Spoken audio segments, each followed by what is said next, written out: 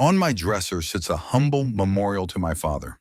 There's my favorite picture of him sitting in the cockpit of a T-28 Trojan in a patriotic frame, his dog tag with a P-38 can opener on the chain, the knife he received while sitting alert with the Strategic Air Command during the height of the Cold War, and three 7.62 by 51 blank casings from the rifles of the Fort Sam Houston Honor Guard. But there is one more item. It doesn't bear the historical significance that most of the others do. It's the final watch my dad owned. It's a humble Seiko timepiece that had been a faithful sentinel of time since I can remember. Every morning, I pass that display and see that watch still ticking, and am reminded how time marches on past all circumstance, all trial, and all tribulation. Many a time have I grasped it in my hand and pondered the all but imponderable notion of time. Yet the other morning, as I passed the dresser, I noted that the second hand had ceased its journey. My dad's trusty watch had come to its end of watch, if you will. It was a melancholy moment. It seems silly, and I know it to be logically absurd, but it was almost as if the last functioning facet of my father had ceased. But through the melancholy, the words of Ecclesiastes echoed. To everything there is a season, and a time to every purpose under heaven. A time to be born, and a time to die. A time to plant, and a time to pluck up that which is planted. A time to kill, and a time to heal.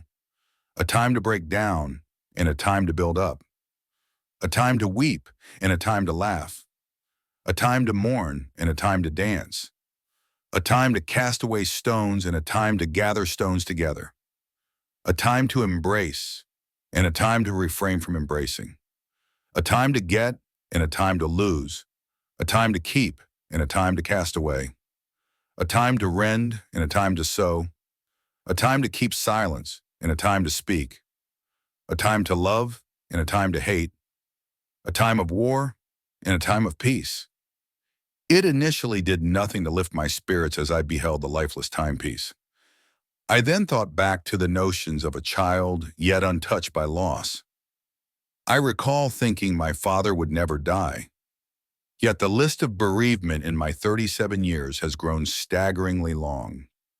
I thought of the timbre of many of the voices that were once so familiar to me, never to reach my hearing again.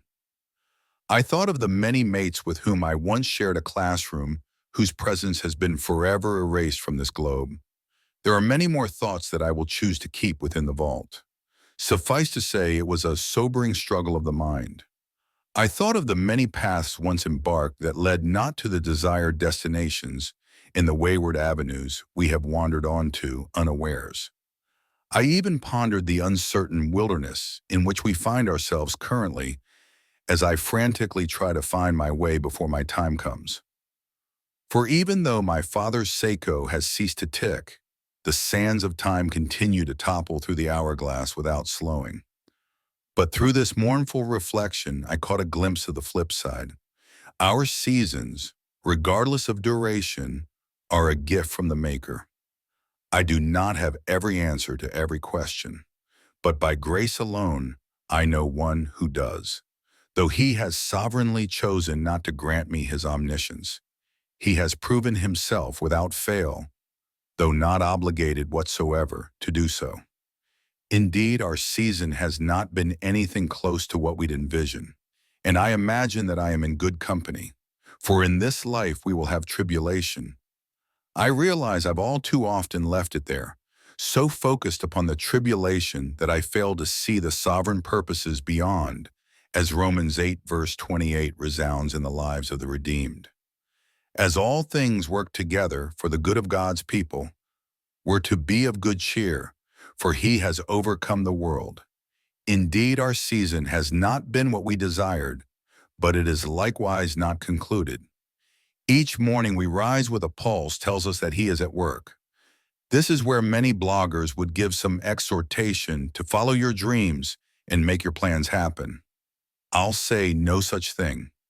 I exhort you to follow the providential path of the living God whose ways and thoughts are higher than ours.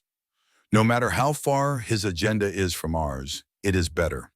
Pursue his will, pursue holiness, pursue divine calling, pursue fellowship, pursue the Almighty as he has pursued we former rebels unto reconciliation. Do not grow weary, but by patience possess your soul and expect a grand destiny for those who will submit their seasons to the Master and trust the immutable keeper of all time.